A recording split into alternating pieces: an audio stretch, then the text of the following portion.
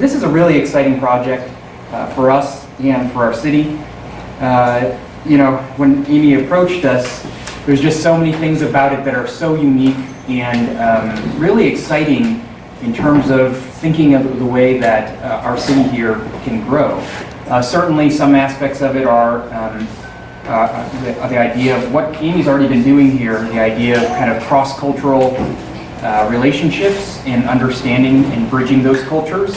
The other thing certainly is the idea of an older population mixing with a younger population, because that at the core really is what this project is about. It's the idea that there's going to be a school here, the identity of the school that's here already but replaced, and the mixing of that in the synergy between that and an older population, all contained on the same site into one campus.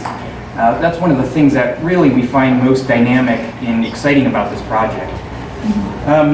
Just digging into it a little bit here, some things that we may not know or have known before we considered this. Certainly that the Asian American population is really surging here in our area in Austin.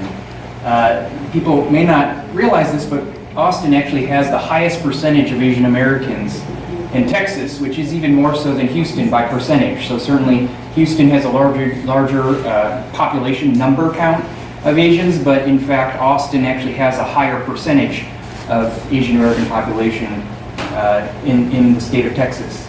By the middle of the next decade, the number of Asian Americans in Austin are going to more likely exceed the number of African Americans.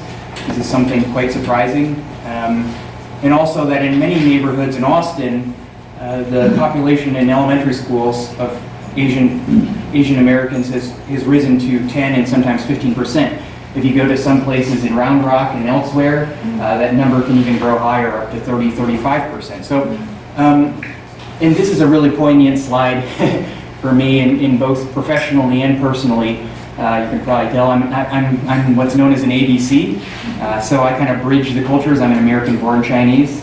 And this slide is really poignant to me because in Caucasian cultures, in our culture in the West, we can really identify and you understand this idea of kind of the next chapter in life after retirement.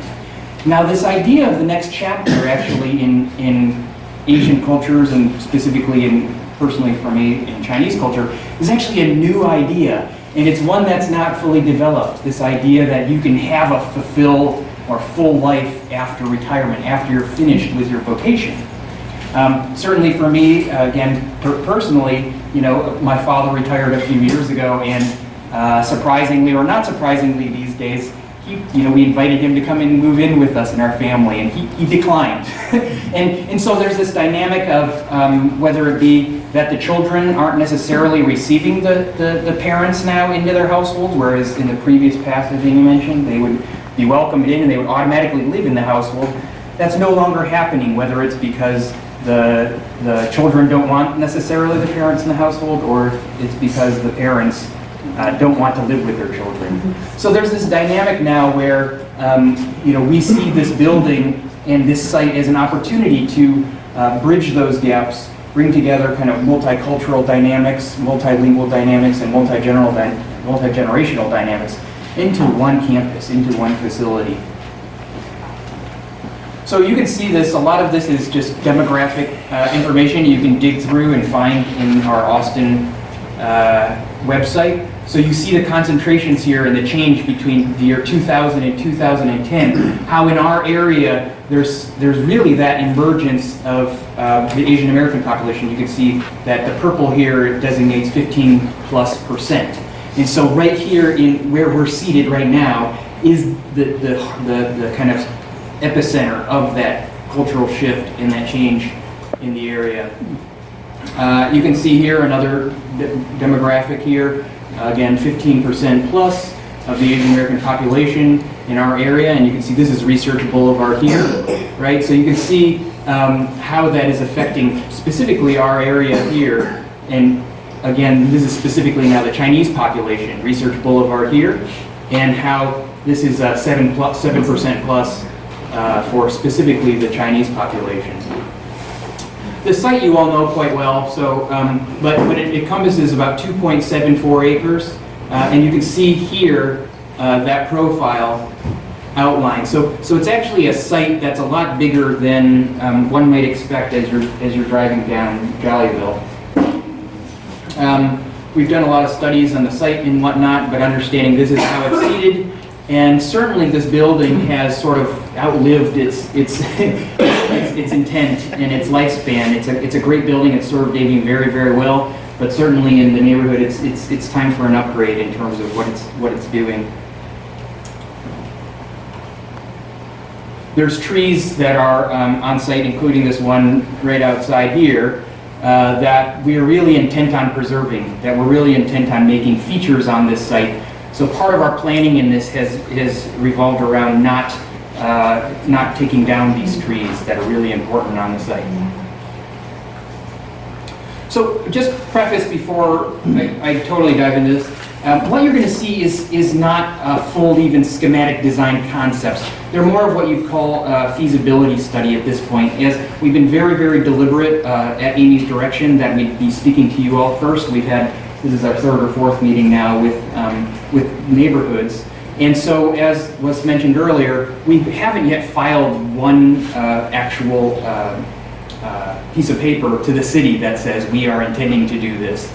Amy's really wanted to speak to you and inform all of you first before even that first step takes place. Although we have had informal discussions with city staff to know if we're on track and whatnot for this project. So this idea of having a school, certainly, and a residence, and bridged here by a community center, so the community center, in terms of its program, would fulfill a lot of the things that Amy's doing already, but just be a new facility to fulfill these even more Tai Chi classes and things like that. And this idea that we might take that and be able to create one campus out of this. Texas, again, is one of these very few areas in the country, if not the world, where outdoor space can actually be useful space, can actually be enjoyed for many times of the year. So the idea of it is taking the dynamic of three distinct programs and being able to kind of bring it together into one strategy as a diagram that you can see here. So what that is, and there's sheets in the back if you weren't able to pick some up, but we're leaving those with you as a takeaway. That there would be, this is Jollyville now here, and there would be a residential wing to this building here. There would be a school that replaces the existing school here, and there would be a cultural center that bridges this. And the intent is to create outdoor courtyard space that is shared by all of these parties. That would be an area for gardening and things like that. That would be a courtyard again that people can gather around. You can see that here. So as was mentioned before, we really calibrated this building on some of our first meetings that we had with some of the folks from the neighborhood in understanding the needs and all of that. One of the needs from Amy's side is that there be a great enough density to this project that would make it sustainable as a building. Part of that is being able to get around 100 units, living units, to be able to support a facility like this.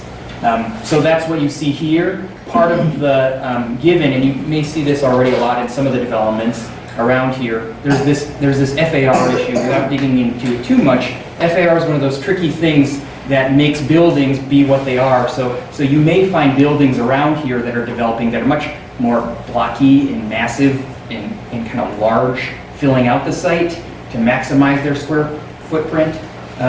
What Amy and through our working together has kind of found to be the most attractive solution to this is actually, instead of a big hulking mass building, to make it a little bit more slender, which allows for it to be an area that can have a courtyard, that can create spaces at the front that would be sort of more of an open and welcoming park to the community. And you can see that here.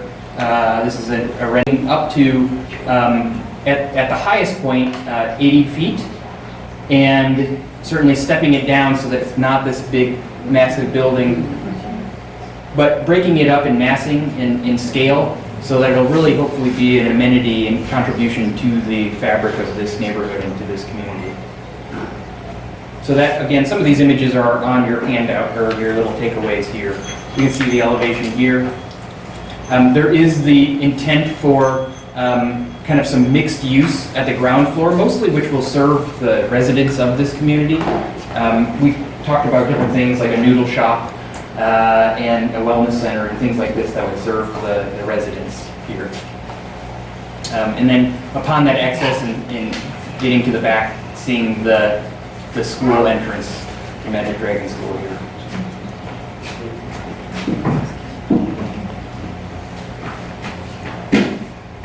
Again, there's a lot we still have to work through and work on. There's been a number of questions and whatnot that have been forwarded to us about parking and about watershed and about all these things. A lot of those things are going to be required of us. A traffic study, we're going to have to do those things.